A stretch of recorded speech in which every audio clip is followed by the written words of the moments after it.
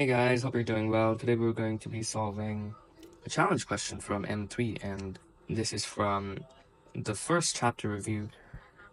Let's just get right into it. I've never solved this before, so gonna be my first time. Let's see how I approach this, and hope you can learn something from it. I'm still not sure if I'm gonna be able to do this correctly. Let's see. Okay, a rocket is launched straight upwards from the Earth's surface. So let's draw a vague diagram here, okay? This is, let's say, the Earth's surface. Oh, kind of a stupid surface. But yeah, so you're just launching out, and okay, this is the center of the Earth, and then you're just launching upwards with initial velocity of 32,500. Okay, great. And then the flight of a rocket can be modeled as a particle with an acceleration of minus c by x squared. Okay, and where c is 4 times 10 to the power of 5, and x kilometers is the distance. So let me just write this down as minus 4 times 10 to the power of 5 divided by x squared. And what is x? X is the distance from the center of the Earth. Okay, so first of all, what do we understand by this acceleration? Clearly, this is a negative acceleration, so it's decelerating. So the rocket started off with 32,500 kilometers per hour of velocity, but it's definitely coming back to rest, or else they wouldn't ask us to find out the maximum height above the surface of the Earth that the rocket will reach. And they've given us another information, that's the radius of the Earth. That's going to come in handy, because, well, we know it's the acceleration, or really the pull from the Earth really comes from the center. So yeah, that's important. Oh, and also, why that's important is because x kilometers is actually the distance from the center of the Earth. Okay. All right. This is from the center of the Earth, and I'm basically moving. I'm basically starting out from the surface of the Earth, because I've already moved 6370. I'm already up at 6270, and then I'm going up. Okay, that's great. What can we do now? We can say that. Um,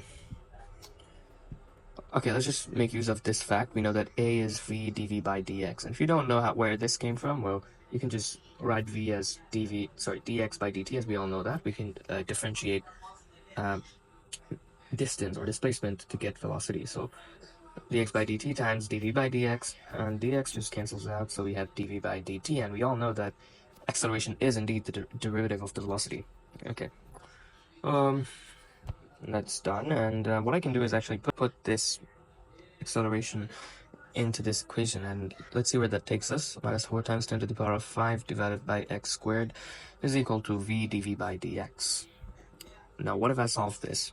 What's going to come out of it? I have no idea, so let's just do this. Minus 4 times 10 to the power of 5 times integral of 1 over, okay, let's just write this down as x to the power of minus 2, and let's just have a dx here, and integral of v dv. I'm sure you know what I did right here. I just, separated the variables. I just brought dx to the other side, and then basically on the right hand side I have all terms in all the things in terms of v, and on the left side we have x. And if you just integrate both sides with respect to x and the other side with respect to v, we can actually just solve this differential equation. And well, what is this going to be? Okay, let's integrate this. Minus 4 times 10 to the power of 5 times, okay, what is the integral of this? Okay, so you add a 1, so that's minus 1, so that minus is going to come down, and this is going to be a plus, and we're going to have x to the power of minus 1.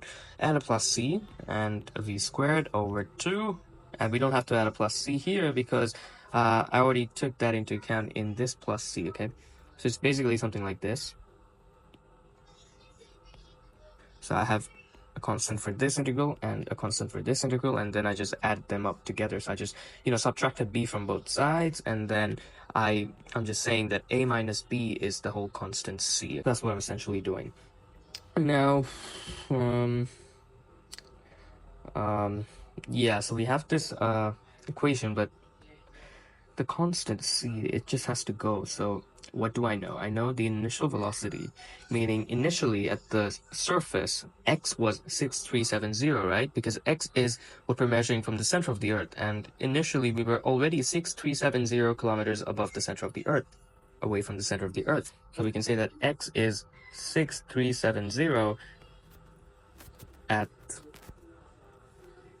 t equals to 0, the initial time, and velocity is 32,500.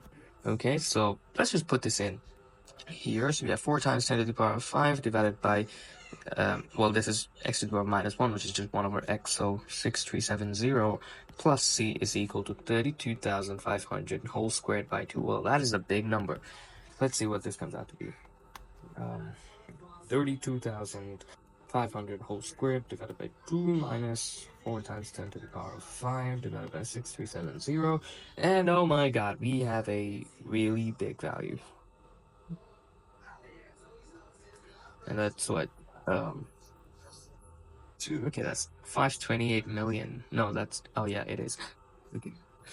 We can actually write this down as 5.28 times 10 to the power of 8. Yeah, let that be it. So now we have the constant c, and we have an equation, v squared with x. Okay, v squared is a function of x. And I have to find out the maximum height above the surface of the Earth. Okay, so what do we know at the maximum height? What happens at the maximum height? So when it reaches a maximum height, we know that the velocity is 0 at the maximum height. So what we can do is just put v equals to 0 in this equation. Let's see what that gets us. Let's see where that gets us. Yeah, let's put in v equals to 0, so we're just going to be left with 4 times 10 to the power of 5 divided by x plus c. Okay, let me just take the c to the other side, so we're going to have minus 5.28 times 10 to the power of 8, and then x is basically that. Okay, but why is x negative here?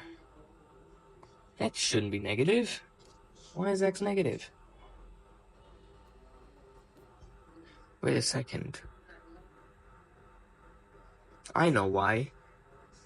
It's because acceleration is in kilometers per second squared, and my initial velocity is in kilometers per hour, and I have to convert that to kilometers per second. Right, so that is why c shouldn't be this large. I mean, it's stupid. So yeah, let me just put in. So let's make a correction here. This is kilometers per hour.